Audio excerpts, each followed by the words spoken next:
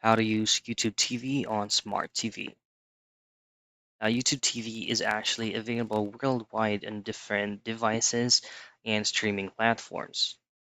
The very important thing that you'll have to do first is to check your current smart TV manual if it does have an included YouTube TV package directly from your smart television.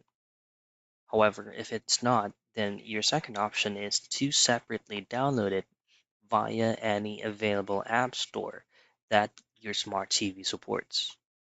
Open it up, look for YouTube TV, install it, open it, and then log in into your account.